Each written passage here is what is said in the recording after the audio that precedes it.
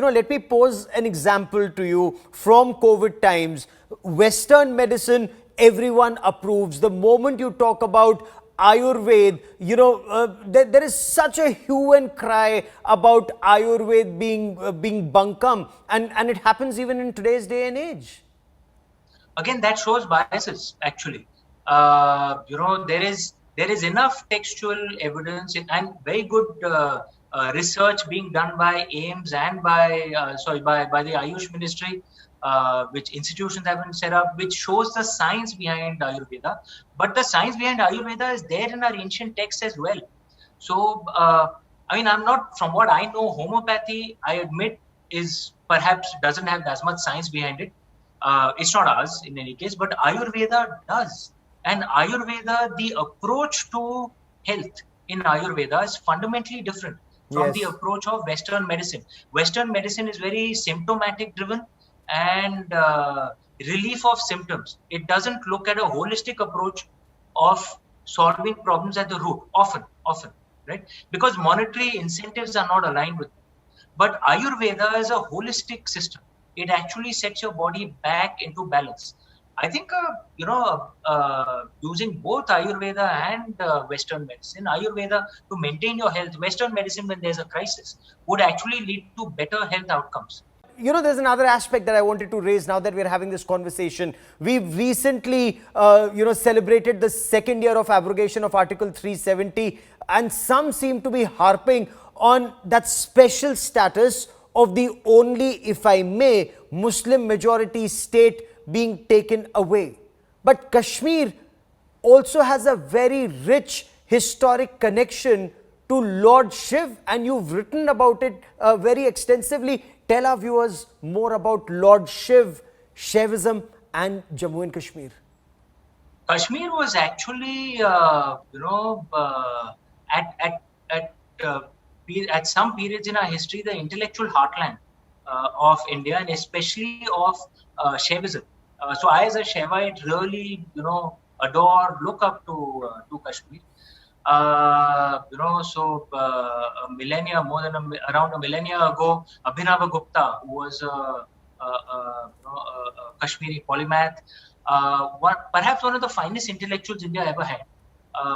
His texts on Tantra, on Shaivism, on religious philosophy, on poetry, on dramatics.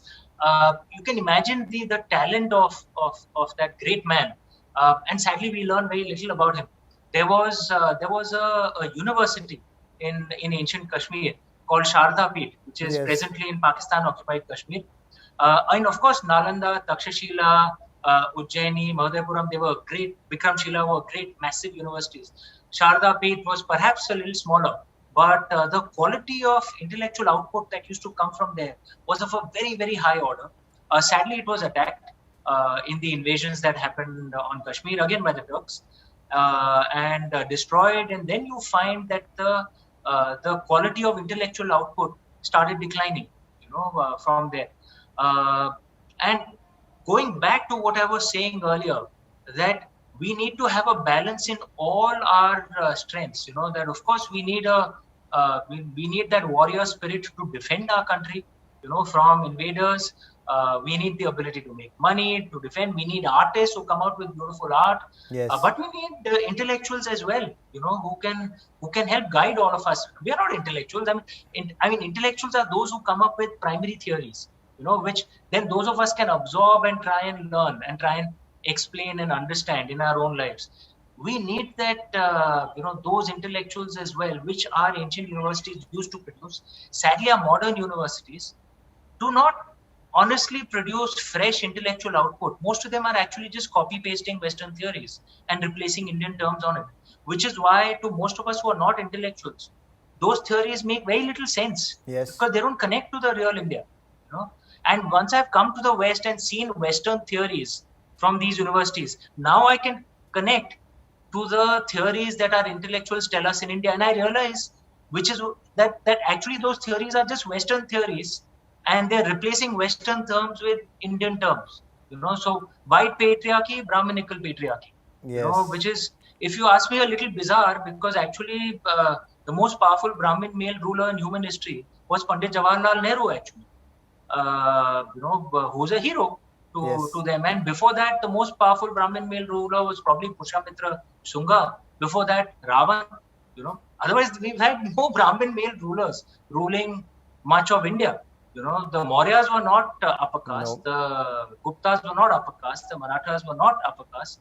So actually replacing Western theories with Indian terms doesn't connect to India. We need to build our own theories. And I'm not saying everything about India is perfect. There are some good, there are some bad.